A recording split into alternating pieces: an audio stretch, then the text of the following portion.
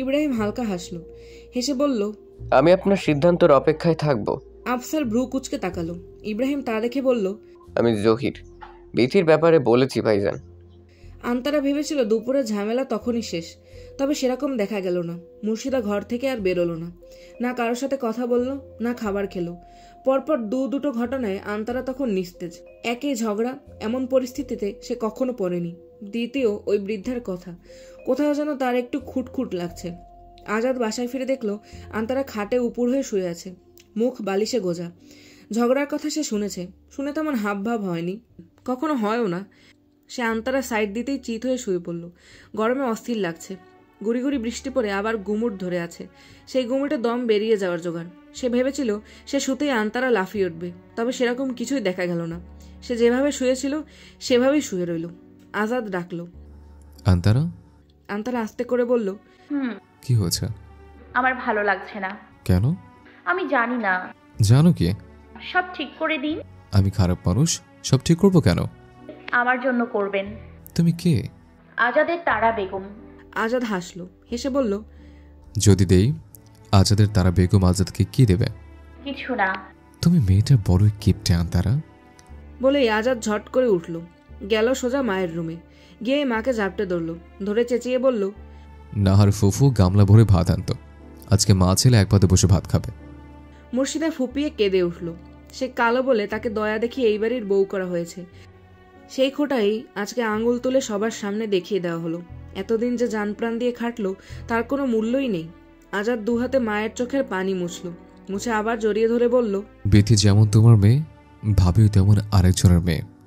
তারও খুব ভরসা করে তোমাদের হাতে তাকে তুলে দিয়েছে। ভুল দেখলে শাসন তো করবেই, তবে অন্যায় করো না। আসাদ রুমে বসে বসে শবনমের জন্য অনেকক্ষণ অপেক্ষা করল। এই অপেক্ষার পাহাড় কতটা ভারী একমাত্র যেন আসাদই টের পেল। কিন্তু ঘড়ির কাঁটা তখন 12টার ঘরে, অথচ যার জন্য এই ভারী প্রহর তার ছায়াটাও দেখা গেল না। আসাদ অস্থিরভাবে রুমের এ মাথা থেকে ও মাথা কিছুক্ষণ পাইচারি করলো, তারপর যা কখনো করেনি তা আজ করলো। শবনমের খোঁজে রুম থেকে বের হলো। নিজের কাজে আসছে নিজেই বড় অনুতপ্ত। বাহির থেকে এসেছে, তার মধ্যে মা এমনভাবে বলল, মেজাজ খারাপ হয়ে গেল। তার মধ্যে এই মেয়ের বড় ঘাড়তেরামি, হ্যাঁ বলার কোনো দরকার ছিল? তারপর কি থেকে কি হয়ে গেল আসার ঠিক দিশে পায় না। সে সোজা এলো খাবার ঘরে। এখানেই এই মেয়ে ঘাপটি মেরে বসে থাকে। সে লাইট জ্বালাতেই দেখলো পুরো রুম খালি। তার সাথে সাথেই ভ্রু কুচকে গেল। সে বাথরুমের সাইডে গেল, এখানেও খালি। তার শরীর দিয়ে চিকন ঘাম দিল। এতদিন ধমকাধমকি করলেও কখনো গায়ে হাত তুলতে যায়নি, আজ সত্যিই বেশি হয়ে গেছে। রাগ করে আবার কোনো অঘটন করবে না তো? সে বাড়ির এ মাথা থেকে ও মাথা যতটুকু খোঁজা যায় খুঁজল। বারান্দায় গ্রিলের ফাঁকে একবার বাইরের দিকে উকিঝুঁকি দিল, কোথায় গেল? হাবিজাবি চিন্তায় তার গলা শুকিয়ে এলো। বিয়ের এতদিন হলেও বউ নিয়ে কোনো আদিক্ষেতা সে করেনি। রুমের বাইরে শবনমের দিকে কখনো চোখ তুলে তাকিয়েছে বলেও মনে পড়ে না। আজ কি করবে, কাকে জিজ্ঞেস করবে, সে ভেবে পেল না। শেষমেশ আর কোনো উপায় না পেয়ে সে দৌড়ে গেল তাদের সব সমস্যার সমাধান দাদার কাছে। দরজায় টোকা দিতেই চোখে মুখে ঘুম নিয়ে দরজা খুলল আজাদ। আজাদকে দেখে আসাদ আরো অবাক হলো। অবাক হয়ে বলল, তুই এখানে কি করিস? আজাদ বিরক্ত মুখে বলল, তোমার ঘরে বউ নেই তাই দাদার কাছে এসছ, আর আমার ঘরে বউ আছে তাই দাদার কাছে এসছে, বুঝছো? বলেই আজাদ ঘুরে খাটে ধরাম করে আবার শুয়ে পড়ল। আসাদ কিছু না বুঝে অলি আফসারের দিকে তাকালো। সে যায় নামাজে, গভীর রাত পর্যন্ত তার নামাজের অভ্যাস। আসাদ এগিয়ে গিয়ে খাটে বসলো, বসে স্বস্তির নিঃশ্বাস ফেলল। শবনম সম্ভবত আন্তারার কাছে। আফসার সালাম ফিরে আসাদের দিকে তাকালো, তাকিয়ে কোমল সুরে বলল, কি হয়েছে? আসাদের মুখে শবনমের নাম এলো না, কোথাও একটু লজ্জা, একটু সংকোচ। সে মাথা নিচু করে বসলো। আফসার হাত বাড়িয়ে কাছে ডাকলো, যেমন ডাকতেন ছোটবেলায়। বাড়ির প্রথম নাতি, তার সবচেয়ে আদরের।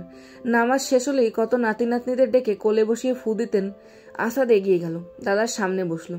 বসতেই আফসার মাথায় পিঠে হাত বুলিয়ে বলল, মা তো মাই, তাকে অবশ্যই মাথায় করে রাখতে হবে, তবে আরেকজনকে পায়ে পিষে নয়। মা যদি হয় তোমার জন্মদাত্রী, তবে আরেকজন হবে তোমার সন্তানের জন্মদাত্রী। তাই মাকে যেমনভাবে সম্মান করবে তেমনি তাকেও করবে। তুমি এই বাড়ির বড় ছেলে, সংসারে ঝুট ঝামেলা হবেই, সব ঠান্ডা মাথায় সামাল দেবে। যাও, ঘরে যাও। আমার দুটো নাত বউ, দুটোই আমার কাছে সমান। আমি বেঁচে থাকতে কারো কোনো ক্ষতি হবে না। আসাদ হালকা হাসলো, হেসে উঠে দাঁড়ালো। দাঁড়াতেই আফসার বলল, সাথেই গরুকেও নিয়ে যাও। ধপাস ধপাস করে আমার খাটটার 12টা বাজাচ্ছে। তোর দাদির স্মৃতির খাট, মরার আগ পর্যন্ত এটাতেই থাকতে চাই। আসাদ এবার পুরো হেসেই ফেলল। হেসে আজাদকে টানল। এই ছেলে শুনলে তো, সে হাত পা ছড়িয়ে আরো আয়েশ করে শুলো। সেই শোয়ায় চোখ খুলল সকালে। চোখ খুলেই আজাদ দেখলো আন্তারা দাঁড়িয়ে, গায়ে কালো কাপড়, সোনালি কারুকাজের পার। আজ মাথায় ঘোমটা নেই, এলোমেলো চুল ঘাড় ছুঁয়ে আছে। আর সবচেয়ে বড় কথা, এই মেয়ে ঠোঁটের কোণে হালকা হাসি। আজাদ নির্নিমেষ তাকিয়ে রইল। সে ভালো করে বুঝতে পারছে এটা স্বপ্ন, তা না হলে তার সামনে তারা বেগম দাঁড়াবে, তাও আবার হেসে। এটা ইহজীবনেও সম্ভব? সাথে সাথেই আন্তারার হাসি গায়েব হলো। সবসময়ের মতো মুখ করে তাকিয়ে বলল, এভাবে তাকিয়ে আছেন কেন?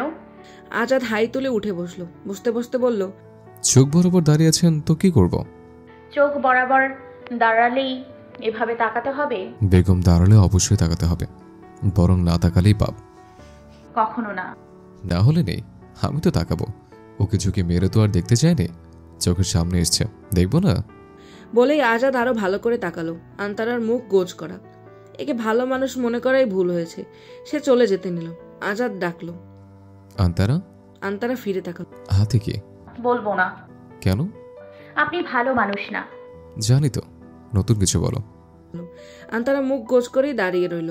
তার এক হাত পেছনে মোশরানো। আজাদ অবশ্য জানে কি, হিজল ফুলের মালা। তখন যাওয়ার জন্য ঘুরতেই এক ঝলক দেখলো। সে ঠোঁট টিপে হাসলো।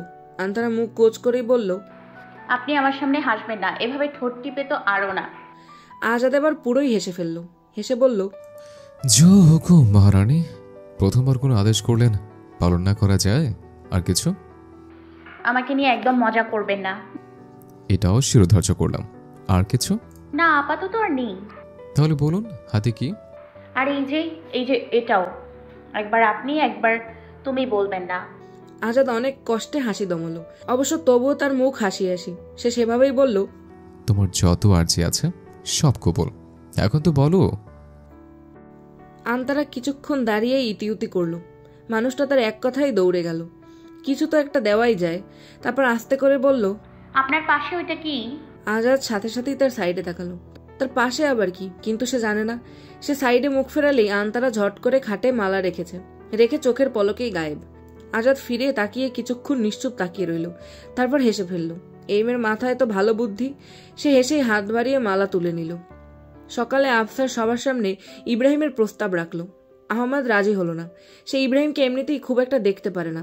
আর ইকবাল চেয়ারম্যান হলেও ভাইয়ের ইশারাতে নাচে। মুর্শিদও তেমন গা করলো না। সেই দিন দাওয়াতে চেয়ারম্যান গিন্নির কথাবার্তা তার পছন্দ হয়নি। বউদের যেমন প্রশংসা করেছেন, তেমনি সাথে এও বুঝিয়েছেন তিনি তার ছেলের বউ দেখে শুনে আনবেন। তো এখন আবার এদিকে কেন? না বাবা, দরকার নেই। সে আঁচল টেনেই বলল, আমার হাতে ভালো বিয়ের প্রস্তাব আছে, সময় করে বলে উঠতে পারছিলাম না। আমার ভাইয়ের সুমন্দির ছেলে, বিলেত থাকে, বাপ দাদার নাম আছে, জমি জমাও ভালো, তাদের তেমন চাওয়া পাওয়াও নেই, শুধু ভালো বংশের একটা মেয়ে চায়। এখন আপনারা মত দিলে আমি আমার ভাইকে জানাবো।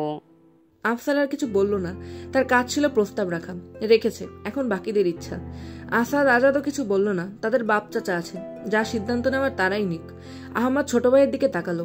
এ আজকাল বাসায় থাকেই না। তাছাড়া বলতে গেলে সে দিনভরে এখানে ওখানে ঘোরে, নানান মানুষের সাথে পরিচয়। সেই পরিচয়ের মাধ্যমেই তার কানে একটা কথা এসেছে। অবশ্য সত্য মিথ্যা সে জানে না বলেই কাউকে কিছু বলতে পারছে না। সে তাকাতেই আমজাদ বলল, আমি খোঁজখবর নিচ্ছি, নিয়ে যদি সব ঠিক থাকে তবে কোথায় এখানেই আগানো যাবে। আহমদ নিশ্চিন্ত হলো। এসব ব্যাপারে বলতে গেলে সে কিছুই না। মুর্শিদা দেবরের কথায় খুশি হলো। আমজাদ আবার এসব ব্যাপারে খুবই ভালো। তার বড় মেয়েকে সে নিজে বিয়ে দিয়েছে। আল্লাহর রহমতে সে সোনায় সোহাগা। সে খুশি হয়ে বলল, মুনিয়াকে আনবার জন্য তোমার বড় ভাইরে পাঠাবো। অনেক দিন হলো নায়র আসে না, আর বিয়ের কথাও বলে আসবে। হাজার হলেও ইষ্টি বাড়ি, আগে না জানাইলে তে আসবার চাইবে না। আমজাদের মধ্যে তেমন প্রতিক্রিয়া হলো না। শান্তভাবে শুধু বলল, তোমরা যেমন ভালো ঠিক করো। সবার খাওয়া শেষ হলেও আসাদ খেলো ধীরে ধীরে। সব নাম সব এগিয়ে পিছিয়ে দিচ্ছে। সকালেও রুমে যায়নি। সে জানে সে যতক্ষণ আছে সে যাবেও না। যত ধীরে ধীরে হোক, খাবার একসময় শেষ হয়। মুর্শিদাও এখানে। বাড়ির পরিস্থিতি এখন সবই স্বাভাবিক, তবে জমাট বেঁধে আছে তাদের মধ্যে। সে অনিচ্ছা নিয়েই উঠল। তার হলেই মেয়েরা বসবে। অযথা সময় বাড়িয়ে লাভ কি? সেই লাভ লোকসানের হিসেব কষতে কষতে আসাদের রুমে যাওয়ার পথে আন্তারার সাথে দেখা হলো। সে খাবার ঘরের দিকেই যাচ্ছে। আন্তারা আর কি করবে? সে যা ভালো পারে তাই করলো। সাথে সাথেই মুখ ফোলালো। সমনমভাবে সারা রাত ফুপিয়ে ফুপিয়ে কেঁদেছে। সে মুখ ফোলাবে না? আসাদ হালকা হাসলো। হেসে সব সংকোচ, দ্বিধা, অস্বস্তি ছেড়ে আন্তারার সামনে নিচু স্বরে বলল, তোমার বাবাকে একটু রুমে পাঠাও আন্তারা। আন্তারা গাল ফুলিয়ে মাথা নাড়ল। মানে সে পারবে না। আসাদ বড় একটা দীর্ঘশ্বাস ফেলে ধীরে ধীরে চলে গেল। আন্তারা কিছুক্ষণ দাঁড়িয়ে রইল। সে এখন কোন দিকে যাবে? সে মুখ ফুলিয়ে খাবার ঘরে গিয়ে বলল, ভাই শার্ট পাচ্ছে না ভাবি, স্কুলে নাকি যাবে, দেরি হচ্ছে। মুর্শিদা ভ্রু কুচকে তাকালো, তবে আজকে ঝাঁঝিয়ে বলল না, তবে বিরক্তিমাখা কণ্ঠে বলল, ছেলেরা সকাল হলে স্কুলে যাবে, সেটা তো জানা কথাই। সব আগে ভাগে রেডি করে রাখতে পারো না? সব সময় এত বলা লাগে কে? শবনম দীর্ঘশ্বাস ফেলে এগিয়ে গেল। রুমে যেতেই আসাদ জাপটে ধরে অনুতপ্ত স্বরে বলল, আর কখনো হবে না, সত্যি কথা দিচ্ছি, কখনো না। শবনম সবসময়ের মতো কিছু বলল না, না নড়ল না চড়ল, শক্তভাবে শুধু দাঁড়িয়ে রইল। আসাদ বুঝলো এই জমাট একদিনের না, 3-3টে বছর। আর এই জমাট এত সহজে গলবে না। জহির বিথিদের বাইর বাড়ি দাঁড়িয়ে আছে। তার বিথির সাথে কথা বলা দরকার। এই মেয়ের খবর নেই। এমনিতে দিনভরে টিং টিং করে ঘুরে বেড়ায়, আজ খবর নেই। সে পাইচারি করতে করতেই মিথি বেরোলো। তার হাতে শলার মোটা ঝাড়ু নিয়ে এসে আশেপাশে তাকাচ্ছে। এই ঝাড়ু দিয়ে এই মেয়ে করবে কি কে জানে। এমনিতে তো কাজটাজের ধারে কাছেও নেই। জহি তড়িগড়ি করে এগিয়ে গেল, গিয়েই বলল, মিথি কোথায়? মিথি আতকে উঠল, বুকে থুতু ছিটিয়ে বলল, আল্লাহ গো, জহির ভাই এইভাবে কেউ আসে? আমার পরান্ডাই তো এখনই উড়াল দিচ্ছিল। জহির অন্য কোনো কথাই গেল না। সে আবার বলল, মিথি কোথায়? কোথায় থাকবো, ঘরে। তারে একটু বাইরে আসতে বলো, আমার কথা আছে। মিথি বিরক্ত মুখে তাকালো। সে এখন দুনিয়ার ব্যস্ত। শয়তান বিলেই মাছ ভাজা নিয়ে দিছে দৌড়, সেটারই খুঁজতেছে। এখন আবার বিথিরে ডাক, ধুর, দুনিয়ার কাজ কাম তার ঘাড়েই কেন আসে? বলেই সে আবার ভেতরের দিকে গেল। সে যেতেই কিছুক্ষণের মধ্যে বিথি এলো, হেলে দুলে এসে বলল, বলেন। তোমাকে বাড়ির সবাই মানছে না কেন? আপনাকে বাসর সবাই মানছে? না মানলে প্রস্তাব যাইতো। প্রস্তাব তো আপনার বাপে আনে নাই, আনছে চাচাই। তার কথাই আমাকে বাড়িতে শেষ কথা। এটাই তো সমস্যা জাহির ভাই, তার কথাই আপনাকে বাড়িতে শেষ কথা কেন হইব? বিয়া করবেন আপনি, সংসার করব আপনার মা বাপরে বইনের লগে, আর সব সিদ্ধান্ত নেব আপনার চাচাই। এটা কোন কথা? তুমি কি বলতে চাও বিথি? আমি কিছুই বলতে চাই না জাহির ভাই, তবে এটা আপনি শুনে রাখেন, আপনার চাচার জন্যই আমগো বাড়িতে ঠিকা না হয়েছে। যদি চাচার ছায়ার তলে না থাইকা নিজের কিছু করতেন, তাইলে আমারই ঠিকই পাইতেন। আসি। বলেই বিথি চলে যেতে নিল। জয়ের খপ করে তার হাত ধরে করুণ মুখে বলল, আমি তোকে ভালোবাসি বিথি, তোকে না পেলে মরে যাব, সত্যি মরে যাব। বিথি বিরক্ত মুখে হাত ছাড়িয়ে বলল, এসব তো আমারে বইলা লাভ নাই জাহির ভাই, আমি আগেই কইছি, বাড়ির সবাই যেই দিকে আমিও সেই দিকে। একবার অন্তত আমার কথা ভাবো। আপনার কথা ভাইবা আমার লাভ কি? আপনার কোমরের জোর আছে? আজ বড় চাচা রাজি, সবাই বিয়ের জন্য রাজি। কাল যে তার মন ঘুরবো না সেই গ্যারান্টি কি? তখন তো সুর কইরা চাচা যেদিকে ভাতি যাও সেই দিকে। তাই বাবা মাফ করেন। বলেই বিথি চলে গেল। জয় সেখানেই কিছুক্ষণ দাঁড়িয়ে রইল। তারপর বাসায় গিয়ে ঘরের জিনিসপত্র সব আছড়ে ভাঙলো। ইকবাল অবাক হয়ে ছেলের কাণ্ড কারখানা দেখলো। জহিরের মা আঁচল চেপে কাঁদলো। তার ছেলেরে ওই কালই জাদুটোনা করছে, তা না হইলে এমন পাগল হইব কা? ইব্রাহিম পুকুর ঘাটে গাছের ছায়ায় ইজি চেয়ারে শোয়া। ভেতরের বাড়ির সবকিছুই তার কানে, তবুও সে নিশ্চুপ। তার পাশে জামিল হাঁটু ভেঙে বসে দাঁত খোঁচাতে বলল, হজম হইল না ভাইজান, আমাকে বাড়ির রাজপুত্রে লাহন পড়লাম, তার হাত ফেরানো একদম হজম হইল না। ইব্রাহিম চোখ বন্ধ করেই বলল, মানি লোকদের বানি কাজ কারবার তো আমাকে মান নাই? মান দিয়ে হয়টা কি জামিল? জামিল তার পান খাওয়া ঠোঁটে হাসলো, হেসে বলল, তাও কথা, মানের কাম কি? ক্ষমতা যার মান তার, এই কথাটা সেই দিনই ওই কামলা উদ্দিনীর বুঝাইলাম, বেটা বুঝলই না। নে এবার ফাঁসিতে ঝুলিয়া মান নিয়ে বসিয়া থাক। ইব্রাহিম হালকা হাসলো, হেসে বলল, এবারই মানি লোকদের দিকে একটু তাকাও। মান সম্মান নিয়ে তো আকাশে অনেক উড়লো, এবার একটু জমিনে নামার ব্যবস্থা করো তো জামিল। মানের কাঁচের দেয়ালে ফুলের টোকা না, একেবারে গুঁড়ো হওয়া চাই। মুনিয়া বাপের বাড়িতে পা রাখলো প্রায় বছর 2 পরে। তার বিয়ে হয়েছে অন্য জেলাতে। সন্তান সম্ভব হওয়ার পরে এত দূর বলে শাশুড়ি আর আসতে দেয়নি। অথচ বেশিরভাগ মেয়েরই এই প্রথম ছটি পরে বাপের বাড়িতে। তার মা অবশ্য অনেক চেয়েছিল, তবে বিয়ের পরে বাপের বাড়ির মানুষের চাওয়ার দাম কি আর আছে? আমেনা মুনিয়াকে জড়িয়ে ধরে বসে রইল। তার প্রথম নারী ছেড়া ধন। বিয়ে দিল তো দিল 7 সমুদ্রের পারে। বিয়ের সম্বন্ধ এসেছিল আমজাদের বন্ধু। ছেলে শিক্ষিত, ভালো একটা চাকরি করে, তাছাড়া বাপ দাদারও অবস্থা ভালো। তাই সব বিবেচনা করে কেউ আর দ্বিমত করেনি। তবে সমস্যা হলো, মেয়েটা ইচ্ছে হলেও দৌড়ে আসতে পারে না। তার মনের এইটুকু শান্তি, মেয়েটা ভালো আছে। তিনি মেয়েকে রেখে নাতিকে কোলে তুলে নিলেন। তার ছেলে সন্তান নেই, এই জন্যই মিথির বাপের যত দুঃখ। তার মধ্যে আবার অসুখ। লোকটার ঘরের মোহ বলতে গেলে কেটেই গেছে। যা আছে শুধু 3-3টে কবুল, এর বাইরে আর কিছুই নেই। তবে তার মেয়ের কোলজোরে আল্লাহ প্রথমেই দিচ্ছে পুত্র সন্তান। আল্লাহ এরে বাঁচিয়ে রাখুক, ধনে জ্ঞানে সবকিছুতেই আল্লাহ এরে ভরিয়ে রাখুক। তিনি নাতির পিঠে মাথায় হাত বুলিয়ে দিলেন। বাড়ির সবাই এখন বসার ঘরে। মুনিয়া এসেছে, তাই সবাই এখানে এসেই বসেছে। শবনম মুনিয়ার জন্য নাস্তা নিয়ে এলো। তার সাথে এসেছে আন্তারা। আন্তারার অবশ্য অর্ধেক দিনই যায় শবনমের পিছু পিছু ঘুরতে। আন্তারাকে দেখি মুনিয়া আফসারের দিকে তাকিয়ে বলল, বুইরা, এই আসমানের চাঁদ তুমি কই পাইলা? আফসার হাসল। বিথি মিথি তার কাছে ঘেসে না বললেই চলে। তবে মুনিয়া ছিল দাদার নেওটা। দাদার অজুর পানি থেকে শুরু করে তার যাবতীয় কাজ সেই করত। আফসার হেসেই বলল, আকাশ থেকে চুরি করে নিয়ে আসছে গো বিবিজান। মুনিয়া আজাদের দিকে তাকিয়ে মুচকি হেসে বলল, ওই কামলার লিগে কেন তুমি চুর হইতে গেলা? এই কামলার লিগে তো কোনো কামের সিঁড়ি ঠিক ছিল। আশেপাশে কোনো কামের সিঁড়ি পাও নাই? আজাদও হাসলো, তবে কিছু বলল না। সে একবার আন্তারার দিকে তাকালো। আন্তারার গায়ে আজ মিষ্টি রঙের শাড়ি। সে খেয়াল করেছে এই মেয়েকে এক এক রঙে এক এক রকম লাগে, নাকি তার কাছেই লাগে। আন্তারার অবশ্য এই দিকে খেয়াল নেই। সে গিয়ে বসেছে আমেনার পাশে। মুনিয়ার ছেলেকে কোলে নিতে চাইছে। মুনিয়া নিজেই এগিয়ে গিয়ে তার ছেলেকে আন্তারার কোলে দিল। তার ছেলের 1.5 বছর, নাম মুহিন। একেবারে শান্ত শিষ্ট ছেলে, কোনো রাগ জেদ নেই। যার কোলে দেবে বুকে লেপটে থাকে। আন্তারারও গেল। আন্তারার খুশিতে চোখ মুখ ঝিলমিল করতে লাগলো। মুনিয়া হাসলো। এইটুকু বয়সে মুনিয়া অনেক মানুষকে দেখেছে, মিশেছে। দেখেছে বলেই মানুষ দেখলেই বুঝতে পারে কোন মানুষটা কেমন। এই যে আন্তারাকে দেখেই সে বুঝলো সে শুধু দেখতে ফুলের মতো না, বরং ফুলের মতোই নিষ্পাপ কোমল। সে হেসেই মুর্শিদার দিকে তাকিয়ে বলল, বড় মা, ভাবিরে ভালো দেখে একটা কবিরাজ দেখাও। এতদিন হলো আমাদের ভাতিজা আসে না কেন?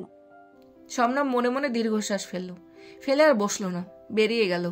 এখন সব কথা কোন দিক যাবে সে ভালো করেই জানে। এই দুনিয়ার সব দোষ বউদের, ছেলেরা তো সর্বগুণে গুণধর। আর এই গুণধরকে আঙুল তুলে দেখিয়ে তার বলতে ইচ্ছে করে, পারলে আগে তোমাদের গুণধরকে কবিরাজ দেখাও। বেটা খাটাস, চুলে পাক ধরেছে তবুও বাপ হতে শরম লাগে। শবনমকে বেরিয়ে যেতে দেখে মুর্শিদা মুখ বাঁকালো। বংশের বাতি দেওয়ার খবর নেই, আবার তার তেজ দেখো। শবনমের যাওয়া আসাদও দেখলো। সে নিজেও মনে মনে বড় একটা শ্বাস ফেললো। শাওনা আগেও তার সাথে খুব একটা যে কথা বলতো তা না, তবে আজকাল দরকার ছাড়া বলেই না। অবশ্য বিয়ের পর এমন ছিল না। দুষ্টুমি করতো, গল্প করতে চাইতো, কারণে অকারণে খিলখিল করে হাসতো। ধমক খেতে খেতে এই পর্যন্ত এসেছে। তো এরকমই তো চেয়েছিল, কলের পুতুল। তাহলে বুকে তো জ্বলছে কেন? আসাদও উঠল। শবনমকে কাছে টানলে চোখ বন্ধ করে শক্ত হয়ে পড়ে থাকে। তাই সে হয়তো খেয়াল করেনি আসাদ কিছুদিন কোনো ব্যবস্থা নেয়নি। সে বেরোবে তখন আমজাদ বলল, আসাদ আর একটু বস, আসল কথা তো বললামই না। আসাদ অনিচ্ছা নিয়েও বসলো। বসতে আমজাদ বলল, বড় ভাবির কথা ঠিক, সম্বন্ধ ভালো, খোঁজ খবর নিয়েছি, ছেলেও ভালো, ম্যাট্রিক দিয়েছে, দেওয়ার পর বিলেতে গেছে, আয় রোজগারও ভালো। তাহলে তোমরা পাকে কথা দিয়েও দাও, তারা আসুক, মেয়ে আমাকেও দেখুক। যদি সব দিক দিয়ে খাটে তো আলহামদুলিল্লাহ। মুর্শিদাও সাথে সাথে বলল, আলহামদুলিল্লাহ। সে ঝগড়া ঠিক হলেও মুর্শিদার মনে মনে জেদ চেপেছে। তার মেয়েকে এত বড় কথা, সেও ভালো ঘরে বিয়ে দিয়ে দেখিয়ে দেবে বলে সে রমিজের দিকে তাকিয়ে বলল, দুপুরে খাইয়া রওনা দিয়া দাও। সন্ধ্যার আগে আমি শুভ সংবাদ শুনবার চাই। জি বড় মা, আমি গিয়ে খবর একেবারে সাথে করে নিয়ে আইব। সেই বৈঠক সেখানেই শেষ হলো। যার যার মতো সবাই বেরিয়ে গেল। আজাদও বেরোবে। সে তার রুমে এসে শার্ট তো পেল, তবে প্যান্ট কোথাও পেল না। অবশ্য এই ঘরে আজকাল সে কিছুই পায় না। আগে থাকতো হাতের কাছে, এই টেবিলে, আলনার উপর। এখন এসে তো রাখে, কিছুক্ষণ পরেই উধাও। সে খুঁজতে গিয়ে আলনা আলমারি পুরো এলোমেলো করে ফেললো। আন্তারা মুহিনকে কোলে নিয়ে এসেছে। সে মুহিনকে পেয়ে মহা খুশি। ছোট বাচ্চাদের তো সে কখনো সেইভাবে পায়নি, তাই মুহিনকে সে কোল ছাড়া করছেই না। সে এসেই পুরো ঘরের অবস্থা দেখলো, দেখি মুখ কালো হয়ে গেল। আবার সব গোছাতে হবে। সে মুখ কালো করেই তার মিহি সুরে বলল, কি করছেন? আজাদ সাথে সাথেই তাকালো, তাকিয়ে তার হাসি পেল। আন্তারার ফর্সা মুখে নাকের সাদা সুতো এখন কালো হয়ে গেছে, তবুও এই মেয়ে খুলবে না। সে নাকফুল এনেছে, স্বর্ণের মধ্যে ছোট্ট লাল পাথর। কেন জানি নাকফুলটা দেখেই তার মনে হলো এইটাই একদম ঠিক, অন্য কিছু এই মুখে মানাবেই না। তবে এই মেয়ে ছুঁয়েও দেখেনি।